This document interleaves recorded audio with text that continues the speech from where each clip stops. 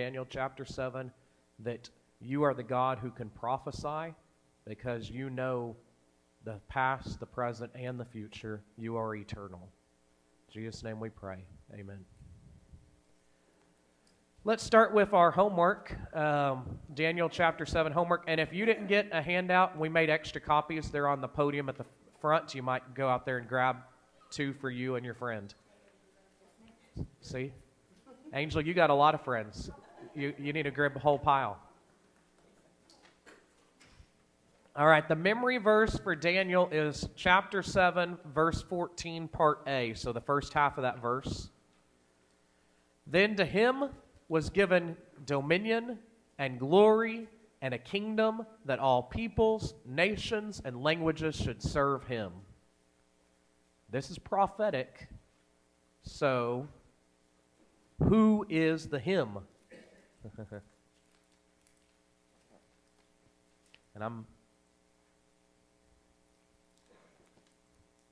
Who has a kingdom that all peoples, nations, and languages will serve? God. Yeah. So this is talking about the future, the heavenly kingdom, God's kingdom, the church. And the church is prophesied over and over and over in the book of Daniel. All right. A reminder, and I emphasized this a lot the last time we were together, and I'm so afraid that I'm correct that we may just have too much time today. I think that Daniel chapter 8 is going to be very, very easy for you because we've been learning the same thing throughout the book. So you put a different picture, but it's the same point, then you can already guess what the point's going to be before you even understand the picture. So what are the kingdoms mentioned in the book of Daniel? What's the first kingdom? Babylon. Second kingdom? Medes and Persians. Third kingdom? Greek. Fourth kingdom? Roman. And if we have a fifth kingdom? God's. The church. Good job. Okay, how would you outline this chapter? If it was me, I would keep it very, very simple. What would be a point you might have in this chapter? ESV has 1, 2, 3, 4 chapter headings. I think I would make it pretty simple and just have 2 if it was me. I would say Daniel's dream, the interpretation. That's how I would divide the chapter. Anyone else got an idea? How did you divide the chapter?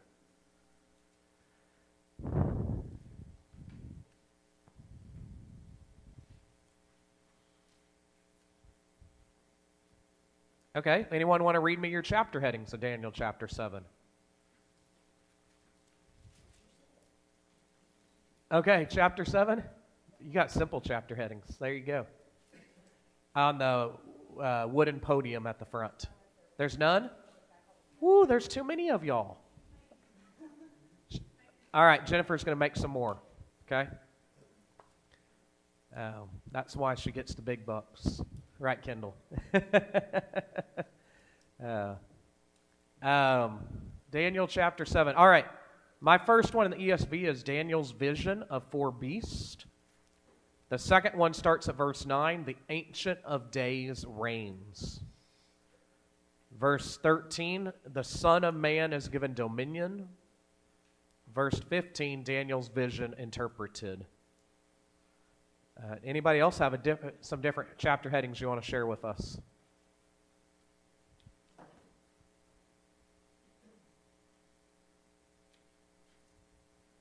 Sean, do you have chapter headings? You don't? Okay.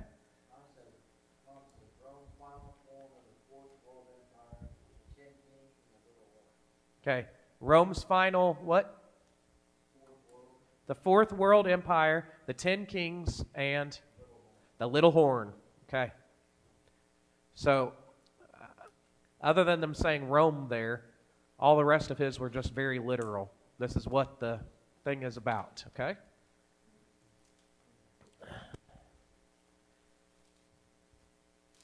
Our next thing in homework was to add any new information from chapter 6 to that big chart we're keeping track of. And then for chapter 7 and chapter 8, if you want to draw it, We can put up your drawing on the PowerPoint to help us all picture what we're seeing. So what we covered last week in Daniel chapter 7, let me read you the objectives again. In Daniel chapter 7, the student should understand what happens in the vision, number 1. Number 2, the student should understand history of the empires. Number 3, the student and teacher interpret who this is referencing and what it says will happen to them. And number 4, the student knows what times, and half a time means, which is a really fun one. I might could change that to say what you think it means, because there's a lot of fun disagreements on that. And there's going to be some fun disagreements on chapter 8, the 7 times 70 also. So both of those chapters end with a fun number that we can agree to disagree, but it helps us to at least know the options. Okay, so what we did last week was we just looked at the dream. We just broke each thing down by the dream. There was 1, 2, 3. I think there was 5 parts to the dream. Does that sound right? Angel, you got a friend bringing you papers. So there was 5 parts to the dream. Now the second thing we're going to do is we're going to see how God interpreted it. So if you're filling in your blanks, look at the second column. Daniel's interpretation is where we're at today. Okay. What was the first thing mentioned in Daniel's dream?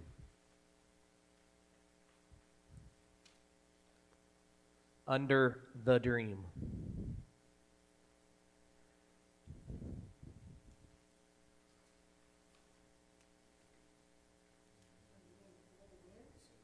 Okay. All right. Daniel saw a dream and visions of his head as he lay in his bed. Then he wrote down the dream. Daniel declared, I saw in my vision by night, and behold, 4 winds. Okay. So the very first thing was 4 winds and 4 great beasts. Now we're going to look at what was the first beast, verse 4. What was it like? A lion with eagle's wings. So under Roman numeral 1 last week, we wrote, like a lion had eagle's wings. Now this week, we're going to see how do we interpret that. So let's look at Daniel chapter 7, verse 17. These 4 great beasts are 4 kings who shall arise out of the earth. All right, so how does Daniel interpret the 4 beasts? How does God interpret it to Daniel? They're beasts. They're kings, right? Okay. So, like a lion who had eagle's wings must be a king. Okay? Now, we're not going to get into more details because right now we're just saying what did Daniel tell us. The second thing it mentions is it had its wings plucked off. So for this interpretation, let's go to verse 12. As for the rest of their beasts, their dominion was taken away. Okay? So in verse 12, how does he interpret the plucking off of wings? Dominion taken away. Okay?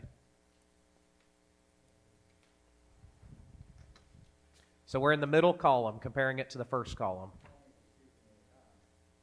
What? Where was that verse, brother?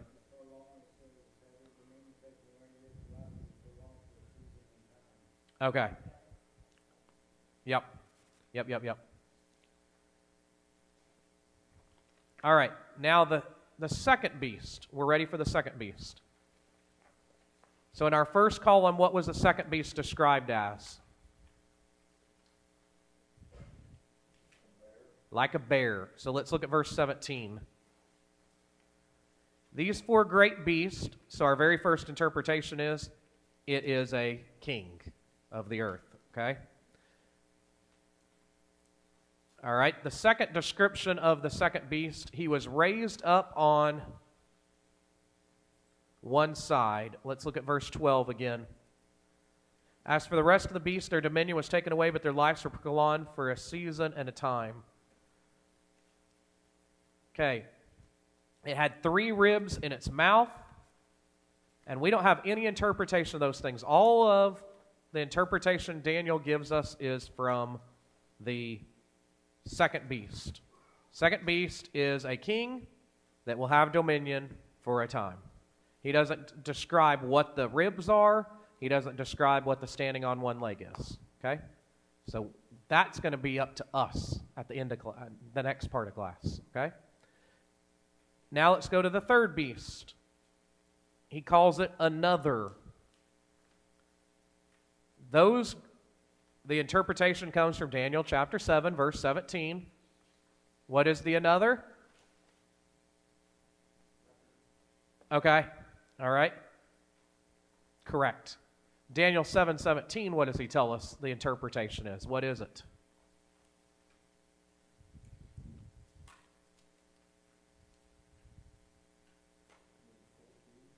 Four kings. Yep. So, even though we don't know who the king is, we know it's a king. Okay? Four beasts, four kings. All right.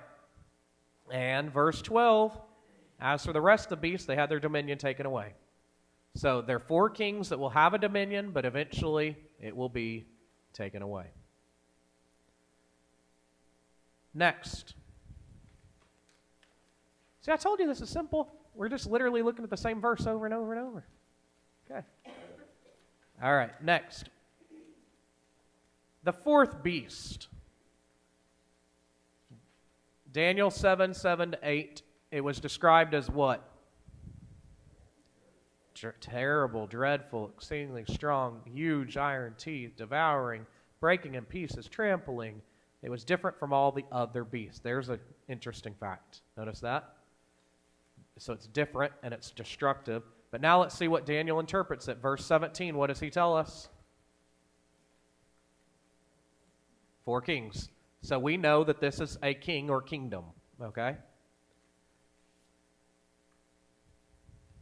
Now let's get in.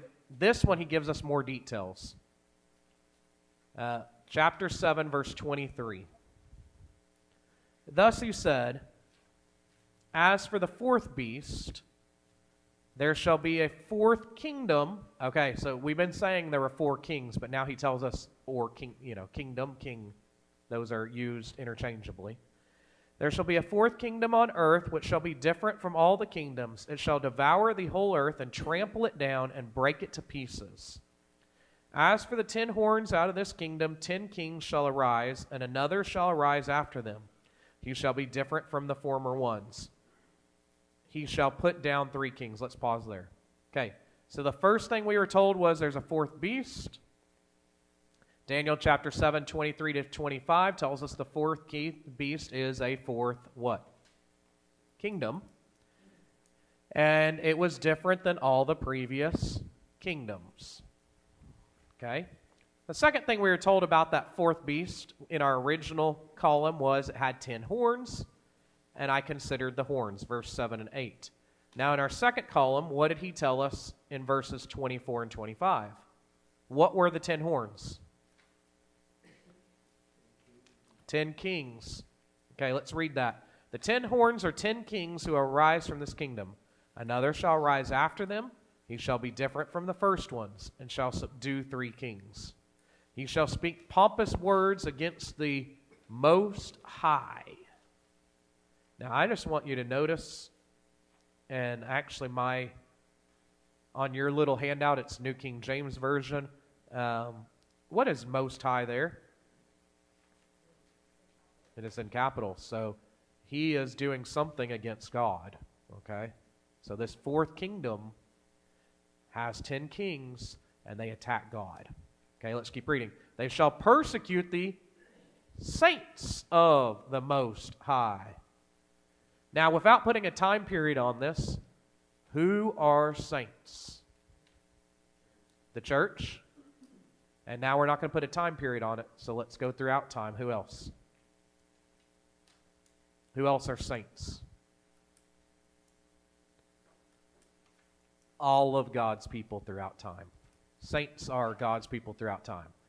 Now, since we don't yet know who this kingdom is, it could be talking about Old Testament saints. It could be talking about New Testament saints. Now, we're going to figure out who that is in a minute, but not yet, okay? So this is someone who is attacking God and his people, and shall intend to change times and law. The saints shall be given into his hand for a time, times, and half a time. Now, we're going to get into the interpretation of that later, but let's see what y'all know from Revelation, okay? What is 7? Perfect. So time, times, and half a time is what? What is time, and half a time? I can't do that. It's not physically possible. Time, times, and half a time is 3.5. So if 7 is perfect, what is 3.5? Half a perfect. So it is a short amount of time. Perfect. If you said something lasts for 7, that means God's saying it's going to last a long time. If he's saying something lasts for 3.5, it's not a very long time. So what was he doing for 3.5? Attacking who? The saints. So whoever this kingdom is, it's going to hurt God's people for a short amount of time. Okay? 3.5. That's what we know from Revelation without even getting into Daniel. Let's keep... Okay, now our fourth beast has something weird happen, so I actually put a division in here. Another horn comes up. So this fourth beast, this fourth kingdom, has something different happen in it. It says another horn comes up, a little one coming up from them. So let's go see what the interpretation is. Verse 24. And another shall arise after them. He shall be different from the former ones.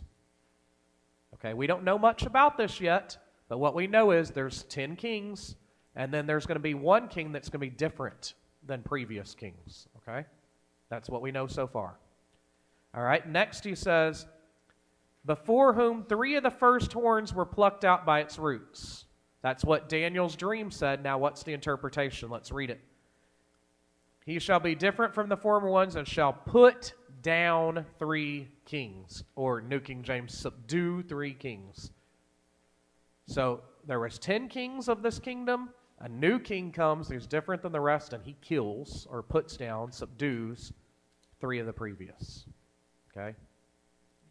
Now, I can get us into very specifics with this kingdom from history, but let's go prophetic first. How many kings did we say? Total kings in this kingdom. How many horns? 10. What is 10? Complete. Okay? So there's a complete amount of kings, and then there comes another king. And then what does he do? He hurts 3. Now, if I was in Revelation, and I'm not, but I was in Revelation, what did 3 mean? It means something godly. So he is, if this was Revelation, we're not, we're in Daniel, but if we're in Revelation, that means he's fighting against God, if you got 3. But we're not into interpretation yet, we're just letting Daniel interpret it for us. What does he say? He kills 3 kings. Okay? All right, let's keep reading. Point C. And there in this horn were eyes like the eyes of a man, and a mouth speaking pompous words. Now here's the interpretation, verse 5, let me see.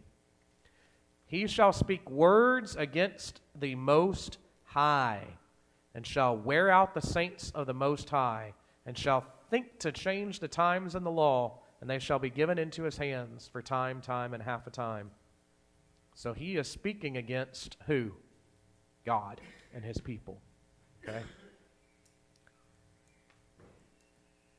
Now I'm trying to keep this, I'm trying to let you walk through the steps with me, but I'm going to go ahead and tell you the answer. The saints here are the church.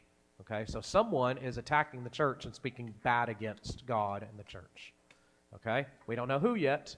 Some kingdom with a king. Now, point D. And you say, in Daniel's dream, there wasn't a point D. Yeah, but for some reason in his interpretation, God gives 2 more points. So when God's interpreting the dream, he gives 2 more points than even in the original dream. Okay? So point D, it shall persecute who? Saints of the Most High, and shall intend to change the times and the laws. And then point E, the saints shall be given into his hand for time, times, and half a time. Okay? 3.5.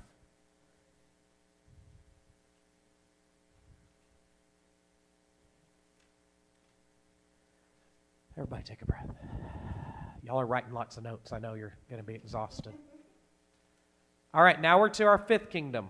Kingdom number 5.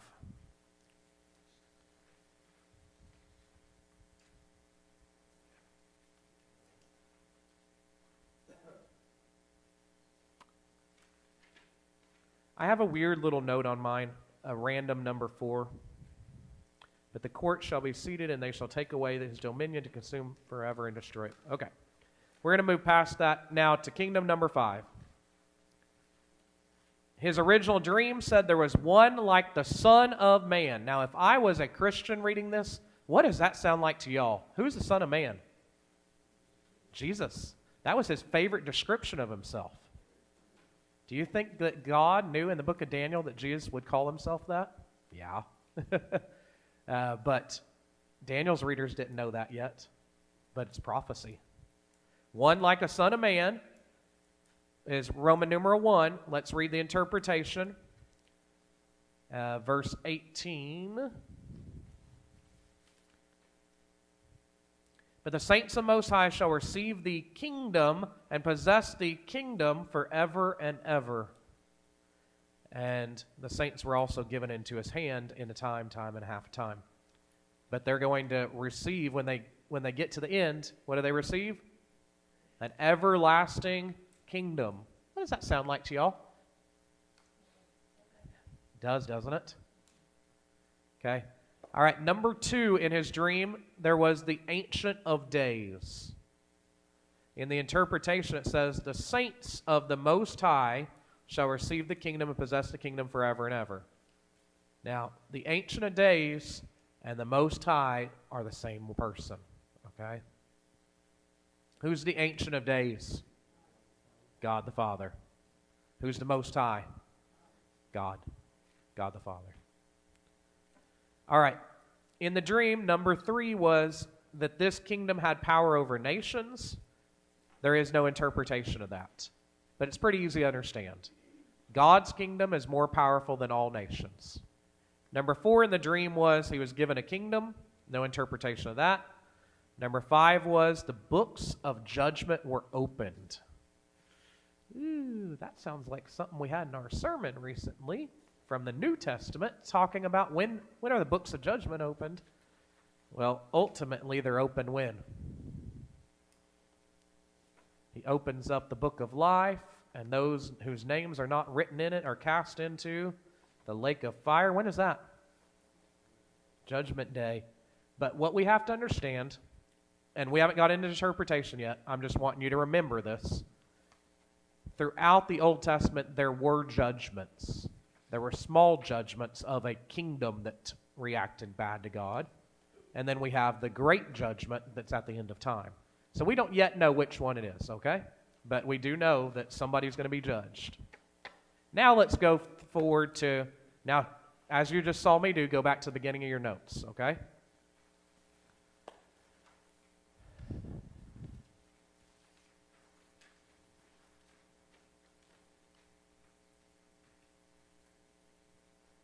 Now we're going to do the part of the class you can disagree with. This is what we think the interpretations are. We, based on history and study, not directly told in the Bible. Okay? All right, so let's start back over. What was Roman numeral 1? A lion, okay? This represents strength and majesty. Lions are strong, eagles are majestic and strong. So strength and majesty. What happened to the lion? Its wings were plucked off. This represents Nebuchadnezzar was cut down by God. What happened to Nebuchadnezzar earlier in the book? Because I want you to understand, the book's chronology restarts at the middle of the book, remember? So what happened earlier to Nebuchadnezzar? He was pompous, and so what did God do to him? drove him insane. And he went out and he thought he was an animal. So that is being prophesied here. Number 3, lifted up from the earth.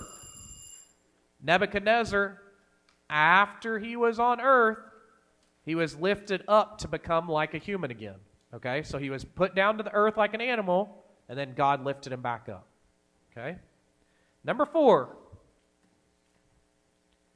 and you're looking for in your notes, where was number 4 in the, that was Daniel chapter 4, verse 16. It said in the dream that he had a man's heart. Daniel 4:16, God gave him back that mind of a human. Okay? That one was simple, wasn't it? It's just, you already knew the book, so now you understand the interpretation. Okay, number 2. The second is like a bear. What is the second world power throughout the book of Daniel? Medo-Persia. Okay? Under the second beast, he was raised up on one side. Now, Medo-Persia means what? Who were the two parts? Medes and Persians. Throughout their history, they never actually got along perfectly. One would be stronger than the other, then the other would be stronger than the other. So the beast has one side of his body that's stronger than the other side. And under the second, 3 ribs in its mouth. I'm going to give you a very general interpretation of this. They ate up other nations. Now, there's some specifics. People think that those 3 ribs were 3 specific nations, and they could be right about that. But in general, the Medes and the Persians attacked and consumed others. There is some good thoughts on who the 3 were, but we won't worry with that, okay? If you like history, you might study who the 3 nations were.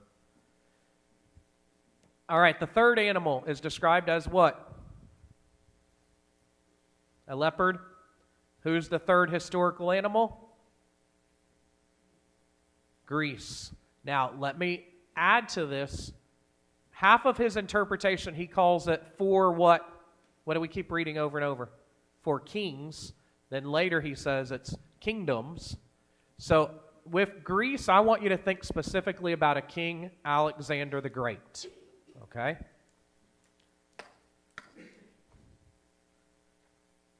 Like a leopard, 4 wings, it was a fast-moving country. His kingdom, his growth was so fast. Let me tell you how fast Alexander the Great.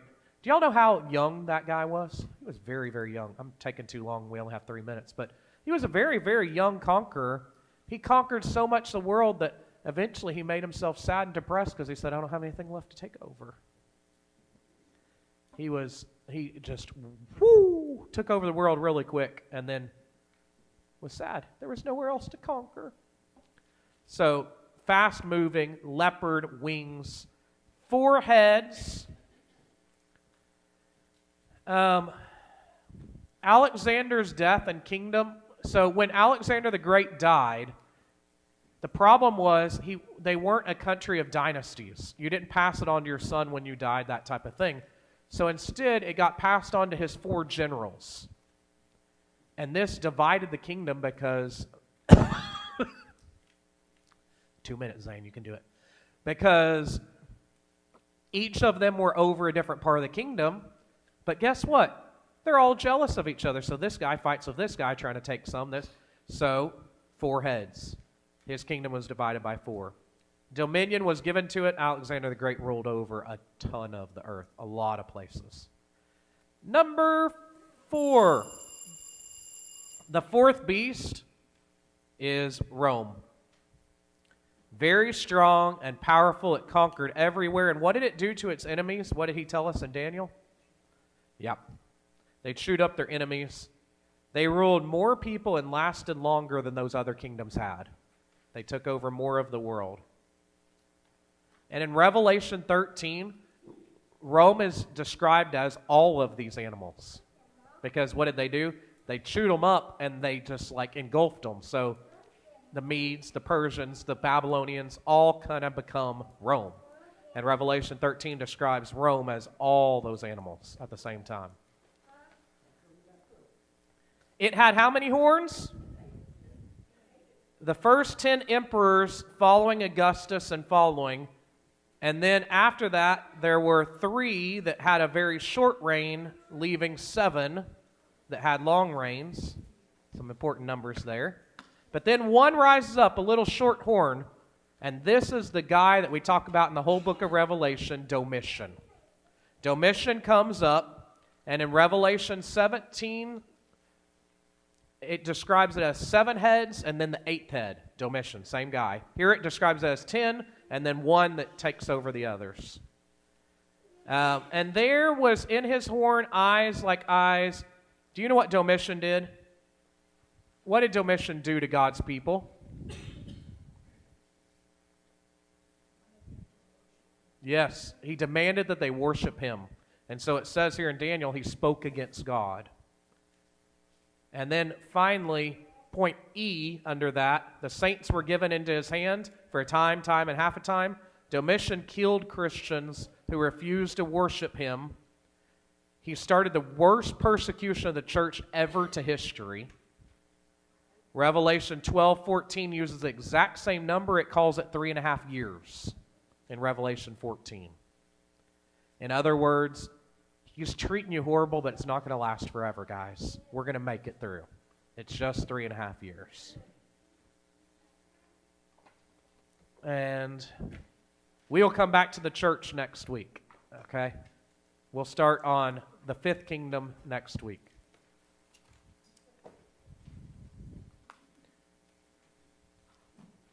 I told you this stuff's easy, ain't it? Every time it's the same 5 kingdoms. What's the first one? Babylon. Second one? Medes and Persians. Third one? Greek. Fourth one? Rome. 5th one? God. Okay? And if you don't have the Babylons, it's just because we're further along in the time Daniel's alive. So then we start at the next one. These things can be very confusing when you try to go to Daniel chapter 7 without studying Daniel chapter 1. But since we're studying in order, it makes it simpler and simpler.